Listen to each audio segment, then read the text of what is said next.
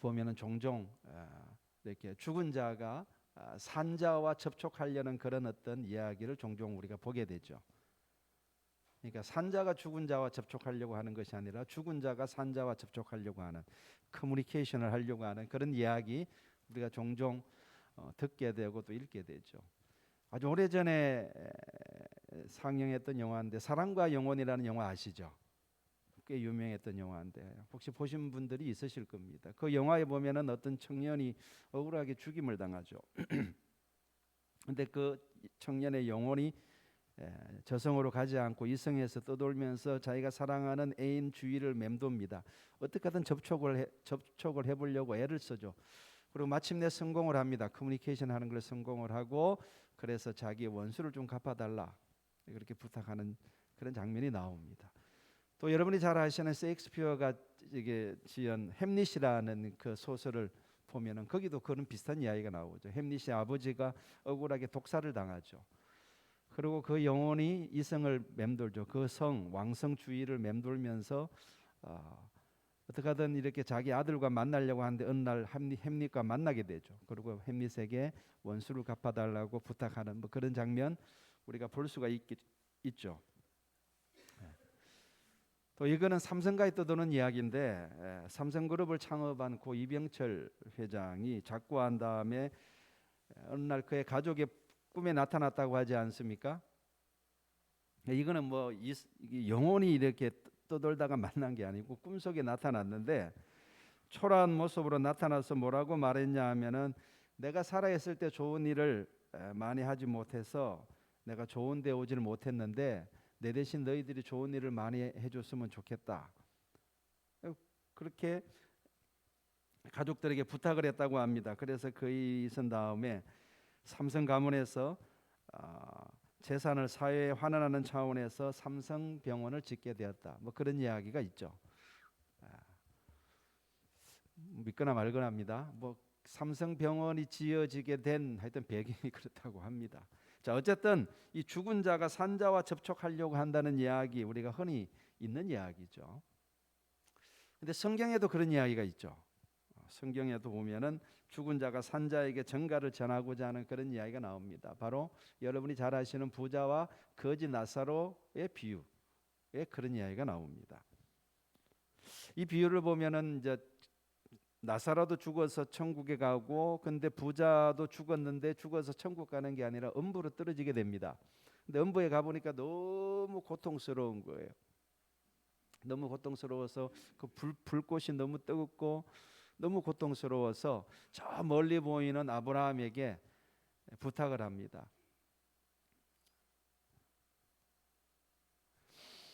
아버지 아브라함이여, 내 아버지 집에 형제가 5이 있는데 그들에게 전가를 보내서 그들은 여기 이 고통스러운 곳에 오지 않도록 해 주십시오. 이렇게 아브라함에게 부탁을 하죠. 그러니까 그 죽은 부자의 영혼은 자기가 직접은 갈 수가 없는 거예요. 그건 하나님이 막아 놓으셨기 때문에 갈 수가 없으니까 아브라함 보고 그걸 부탁을 하는 겁니다. 그래서 자기 대신 누구를 보내서 좀 이런 곳이 있다, 이 고통스러운 곳이 있다라는 것을 경고를 해달라 이렇게 부탁을 하는데 아브라함이 그것을 거절합니다.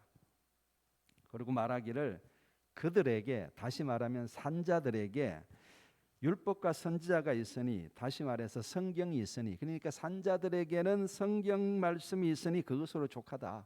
그 성경 말씀을 그들은 들어야 된다. 이렇게 이야기를 합니다. 그러니까 너무 안타까운 마음에 부자가 다시 부탁을 하죠. 그렇지 않습니다. 만일 죽은 자 가운데서 누가 저들에게 가면은 저들이 반드시 듣고 회개할 겁니다. 이렇게 이야기를 하니까 아브라함이 말하기를, 율법과 선지자도 듣지 않는다면은 죽은 자가 가더라도 그들은 듣지 않을 것이다. 이렇게 이야기를 합니다. 여기서 우리가 아주 중요한 교훈을, 영적인 교훈을 얻을 수가 있죠. 그것은 바로 우리가 죽은 자와 죽은 자의 영과 신접해서 배울 진리는 없다라는 것입니다. 우리가 가지는 모든 의문들, 영적인 의문들, 그 다음에 죽음 이후에 했던 그 어떤 일이 있을 것인가, 모든 의문들은 성경에 다 있습니다. 그걸 죽은 자가 와가 알려준다 그래서 믿는 게 아니에요. 성경에 다 있어요. 내가 이 세상에서 어떻게 살아야 하는지, 그리고 내가 어떻게 하면 죄 사함을 받을 수 있는지, 어떻게 하면 내가 구원을 받고 천국에 갈 수 있는지, 이 모든 이야기가 다 하나님의 말씀인 성경 속에 있다는 것입니다. 따라서 이 성경 말씀을 듣고도 믿지 않는 사람은 죽은 자가 살아와서 이야기를 한다 그래도 그걸 믿지 않는다는 거예요. 죽은 자와의 접촉을 통해서, 커뮤니케이션을 통해서 얻을 것은 없습니다. 변화될 것은 없어요. 그리고 성경은요, 죽은 자의 영과 신접하는 것을 엄격하게 금하고 있습니다. 레위기에 보면은, 레위기 19장 31절에 보면은 너희 중에 신접한 자나 박수무당을 믿지도 말고 추종하지도 말라. 심지어 다른 말씀에는 그렇게 신접하는 자는 돌로 쳐 죽이라 그럽니다. 그만큼 하나님이 엄격하게 그건 금하고 있는 거예요.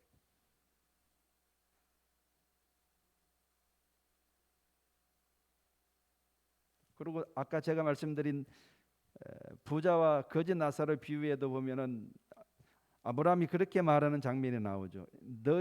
너와 나 사이에는 큰 계곡이 있어서 내가 여기서 그쪽으로 갈 수도 없고 그쪽에서 여기서 올 수도 없느니라.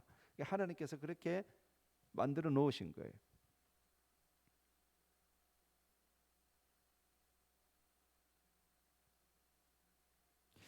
여러분, 우리 인류는 옛날부터 이렇게 탐험하기를 좋아하지 않습니까? 그래서 특별히 위험한 곳, 아무도 가지 않는 곳, 가보지 못한 곳, 이런 것을 위험을 무릅쓰고 갔다 오는 것을 좋아하죠. 그래서 크리스토프 콜럼부스는 신대륙을 그래서 발견하게 되고, 그리고 힐러리 경은 에베레스트 산을 정복하게 되죠. 그리고 아문센은 남극을 정복하고, 또 닐 암스트롱은 달까지 갔다가 돌아오게 됩니다. 근데 오직 한 곳만은 모든 사람이 갔는데도 불구하고 어느 누구도 돌아오지 못했습니다. 그것이 바로 죽음의 강입니다. 죽음의 강은 건너면 아무도 돌아오지를 못했습니다. 어느 누구도 거기를 갔다가 돌아온 다음에 거기를 가보니까 이러이러하더라 말을 전해주는 사람이 없어요. 스까모니도 죽은 다음에 돌아오지 못했고, 그 다음에 공자나 마음에 또 건너간 다음에는 돌아오지 못했습니다. 그건 일방통행의 길이에요. 여기서 그쪽으로 갈 수는 있지만 그쪽에서 이쪽으로 오지 못합니다. 그런데 단 한 분만이 이 강을 건넜다가 다시 돌아오셨습니다. 그분이 누구세요? 예수 그리스도. 오직 그분만이 죽음의 강을 건너고 다시 돌아오셨어요. 여러분, 부활이라는 게 뭡니까? 예수님이 죽으셨다가 다시 살아난 것을 말하는 것이 아닙니까? 예수님께서 죽음의 강을 건너셨습니다. 그냥 죽은 것처럼 흉내낸 것도 아니고, 안 죽었는데 죽었다고 우기는 것도 아니고, 예수님은 진짜 죽으셨어요. 손에 못이 박히시고, 머리에 가시면류관을 쓰시고, 그리고 옆구리에 창이 찔려서 물과 피를 쏟으시고 돌아가셨습니다. 그리고 장례까지 치렀습니다. 그런데 사흘 만에 부활하신 거예요. 아무도 죽음의 강을 건너갔다가 돌아온 사람이 없는데 예수님은 다시 돌아오신 거예요. 그렇기 때문에 부활절은 특별한 것이고 중요한 것입니다. 예수님이 돌아오실 때, 부활하셨을 때 무슨 어떤 이렇게 영혼의 모습으로, 어떤 또 혼령의 모습으로 그렇게 오신 것이 아니죠. 예수님은 몸을 입고 부활하셨습니다. 그래서 오늘 본문의 39절에 보면은 내 손과 발을 보고 나인 줄로 알아. 또 나를 만져봐라. 영은 살과 뼈가 없어되 너희 보는 바와 같이 나는 있느니라. 직접 이렇게 보여주셨어요. 손도 만져보게 하시고. 그래도 의심하니까 음식을 갖고 오라 그러죠. 음식을 가져와라. 그리고 음식을 잡수십니다. 몸이 있어야 음식을 먹죠. 저는 옛날부터 어릴 때부터 참 궁금했던 게, 어릴 때 보면 주위에 제사를 지내면 꼭 이게 음식을 차리잖아요. 그죠? 제사 음식을 차리는데 그걸 보면서 항상 궁금했던 게 그거예요. 아니, 혼령이 올 텐데 조상의 홀령이 올 텐데 홀령이 음식을 먹을 수 있나? 가만히 보니까 그 홀령이 와서 먹는 게 아니라 자기들이 다 먹더라고요. 그게 너무너무 궁금한 거예요. 그러니까 몸이 없으면 음식을 못 먹죠. 그런데 예수님은 몸을 입고 오셨기 때문에 음식을 잡수실 수 있었던 겁니다. 여러분, 콜럼부스가 신대륙을 발견한 다음에 다시 스페인으로 돌아갔기 때문에 신대륙을 향한 백길이 열린 것처럼 죽음의 강을 건너셨을 뿐만 아니라 주님이 다시 돌아오셨기 때문에 예수를 믿는 저와 여러분들이 천국 갈 수 있는 길이 열린 줄로 믿습니다. 그래서 예수님이 말씀하셨죠. 내가 곧 길이요 진리요 생명이니 나로 말미암지 않고는 아버지께로 올 자가 없느니라. 그렇게 말씀하셨습니다. 예수님이 길인 줄로 믿습니다. 그래서 누구든지 부활하신 주 예수를 믿는 사람들은 예수님을 통해서 하나님 아버지께로 나아갈 수 있는 것입니다. 아멘.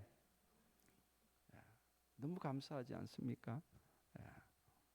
여러분, 구원이라는 게 무엇입니까? 어렵게 생각할 필요가 없죠. 우리가 이 땅 사는 동안에 예수님을 나의 구주로, 부활하신 예수님을 나의 구주로 영접하면은 우리가 세상을 떠날 때 예수님이 우리를 영접해 주시는 것 아닙니까? 그래서 우리가 살아있을 동안에 예수님 들어오십시오. 내 마음속에 들어오셔서 나를 다스려 주십시오. 그렇게 예수님을 우리가 영접하면은 우리가 세상을 떠날 때 주님이 우리를 영접해 주실 줄로 믿습니다. 예, 어서 오너라. 환영한다. 우리를 맞이해 주시는 줄로 믿습니다. 여러분, 창세기 5장에 보면은 아담의 후손들의 계보가 쫙 나오죠. 거기 보면은 뭐 누구는 몇 세까지 살고 몇 살에 죽고 이 이야기가 쭉 나오다가 에녹을 이야기할 때 보면은 이렇게 이야기하죠. 에녹이 하나님과 동행하더니 하나님이 그를 데려가심으로 그가 세상에 있지 아니하더라. 하나님이 에녹을 어떻게 데려가셨는지 그거는 별로 중요하지 않습니다. 중요한 것은 하나님이 그를 데려가셨다는 거예요.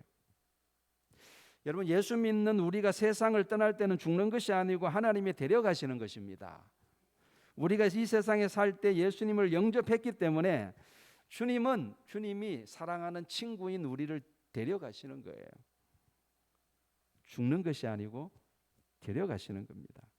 그래서 예수님 말씀하셨죠. 나를 믿는 자는 죽어도 살겠고 살아서 나를 믿는 자는 영원히 죽지 아니하리니 이걸 내가 믿느냐?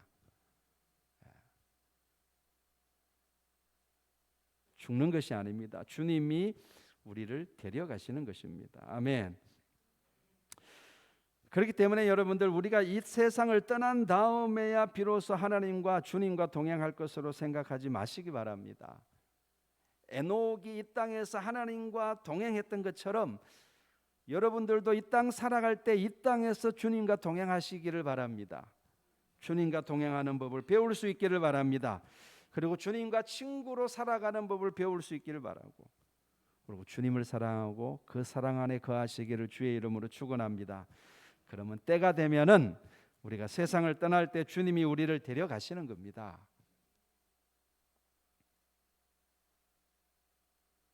여러분, 우리가 어릴 때 놀이터에 모여서 놀다가 저녁 시간이 되면은 엄마가 부르잖아요. 얘야, 이제 저녁 먹어라. 저는 실제로 그랬어요. 여기 나이 드신 분들도 다 그렇겠죠. 저는 실제로 어릴 때 아주 산골에서 국민학교를 다녔는데 그 70년대니까 그 뭐 할 거 있어요? 맨날 노는 거죠. 그래서 이렇게 해질 때까지 놀아요. 딱지치기 하고 놀기도 하고 땅 따먹기 하고 놀고 푸슬치기 하고 놀고, 그리고 막 신나게 놀다 보면은 엄마가 불러요. 중강아. 그러면 이제 반복으로 갈 시간이 되는 거예요. 그러면 놀던 거 다 던져버리고 밤으로 가는 거죠. 전 집에 들어가는 겁니다. 근데 만일 부모가 없는 고아라면은 저녁이 되어도 어두움이 내려도 아무도 그를 불러주지 않습니다. 애야 들어와라 밥 먹으라 하는 부모가 없습니다. 이 얼마나 불행한 이야기입니까? 하나님을 모르는 인간도 그와 같습니다. 여러분, 이 세상은 마치 놀이터와 같은 거예요. 저마다 장난감을 가지고 놉니다. 장난감의 크기가 다를 수는 있습니다. 자기가 살고 있는 집이 다르고 타는 차가 다르고 갖고 있는 재물이 다르고, 그러나 다 장난감과 다를 바가 없습니다. 언젠가는 해가 지는 날이 오는 것입니다. 그래서 주님이 부르시는 거예요. 얘야, 이제 집으로 가야지. 주님이 부르시는 날이 오는 거예요. 그러면 자기가 놀던 장난감들을 다 놓고 집으로 가야 되는 게 인생입니다. 그런데 돌아갈 집이 없는 사람, 저녁이 되었는데, 황혼이 되었는데, 인생의 황혼이 되었습니다. 아무도 불러주지 않습니다. 돌아갈 집이 없어요. 주님이 그러시죠. 바깥 어두운 데 내던지라. 거기서 슬피 울며 이를 갈게 되리라. 안으로 들어가지 못하는 거예요. 집으로 못 들어갑니다. 그러니까 여러분, 이 세상에서 많이 누리고 많이 먹고 많이 가지는 것이 중요한 것이 아니에요.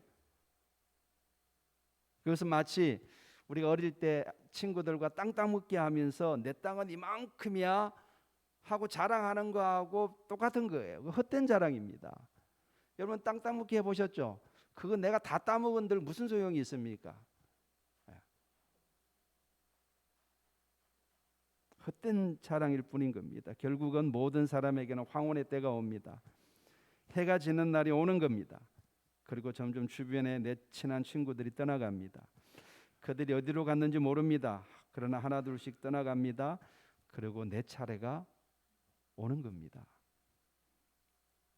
그런데 그때 내가 갈 때가 있습니까? 나를 불러주시는 분이 있습니까? 내가 돌아가야 할 고향이 있습니까? 그게 중요한 것입니다. 고향도 없고 어디로 가야 하는지도 모르고 어디로 왔는지도 모르고 내가 누가 내 주인인지도 모르고 그냥 망망대해에 떠다니는 돛담배와 같은 그런 인생들이 얼마나 많습니까? 그러나 저와 여러분들은 천성을 향해 가는 성도들인 줄로 믿습니다. 우리의 삶에는 분명한 목적이 있는 거예요. 하나님이 우리를 이 땅에 태어나게 하신 것도 목적이 있고, 저와 여러분들이 시련 가운데 고통당하는 것도 목적이 있고, 우리가 주 예수를 믿게 된 것도 목적이 있는 거예요. 하나님이 우리에게 재물을 주신 것도, 그리고 우리에게 건강을 주신 것도, 나에게 권력을 주신 것도 다 목적이 있는 겁니다.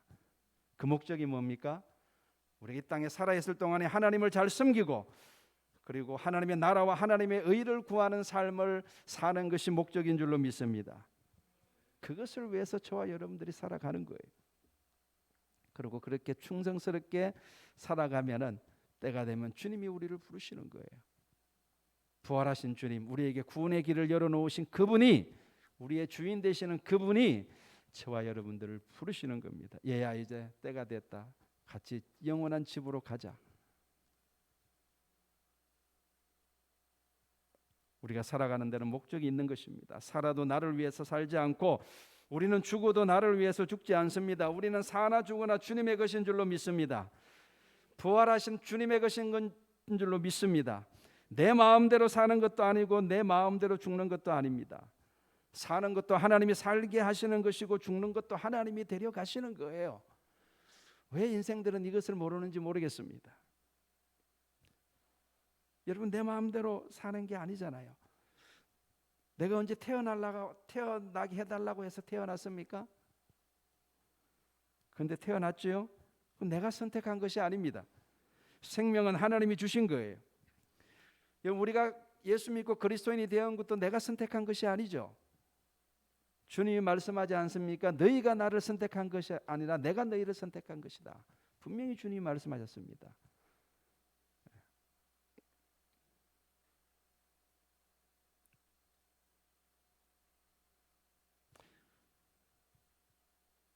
만세전에 우리를 예정하셨습니다. 내가 믿음을 갖게 된 것도 내 마음대로가 아니죠. 내가 의롭기 때문도 아니고 내가 착하기 때문도 아닙니다. 하나님이 믿을 수 있도록 도와주셨기 때문입니다. 그래서 우리가 이렇게 찬송하지 않습니까? 하나님의 은혜로 이 쓸데없는 자 왜 구속하여 주는지 난 알 수 없도다. 알 수 없는 겁니다. 왜 하나님이 나를 목사로 부르셨는지, 왜 하나님이 나를 장로로 부르셨는지, 왜 하나님이 나를 권사와 집사로 부르셨는지 알 수 없습니다. 왜 나로 하여금 이렇게 예수 안 믿는 집에 시집 오게 해서 이렇게 고생하고 살아가게 하는지 우리 알 수 없어요. 그러나 나중에 알게 될 줄로 믿습니다. 너희가 지금은 모르나 이후에는 알리라. 그 찬송 보면 후렴에 이렇게 돼 있죠. 내가 믿고 또 의지함은 내 모든 형편 잘 아시는 주님 늘 돌보아 주시는 것을 나는 확실히 아네. 우리가 확실히 아는 것은 우리 이 땅 살아갈 동안에 예수님이 왜 나를 이곳에 보내셨는지, 왜 나로 하여금 이런 삶을 살게 하는지, 왜 나는 이런 고통을 당해야 하는지 우리는 알 수 없지만, 그러나 분명히 우리가 아는 사실은 우리가 어딜 가든지 주님이 우리를 돌보아 주시고 우리를 보호해 주신다는 사실, 그것을 믿으시길 바랍니다. 우리가 건강할 때나 병들 때나 부할 때나 가난할 때나 높아졌을 때나 낮아졌을 때나 슬플 때나 기쁠 때나 주님이 늘 저와 여러분과 함께 하시고 도와주실 줄로 믿습니다. 그렇기 때문에 여러분들 언제든지 기쁜 일이 있든지 고난을 당하든지 주님을 떠나지 마시고 주님 안에 거하시기를 주의 이름으로 축원합니다. 그리고 여러분들 죽음을 두려워하지 마시기 바랍니다. 예수님도 죽음을 당하셨어요. 죽음은 사실 고통스러운 거죠. 그래서 주님도 겟세마네 동산에서 기도하실 때 땀방울이 핏방울이 쏟아질 만큼 그렇게 고민하면서 죽음 앞에서 기도하셨습니다. 죽음은 쉬운 것이 아니죠.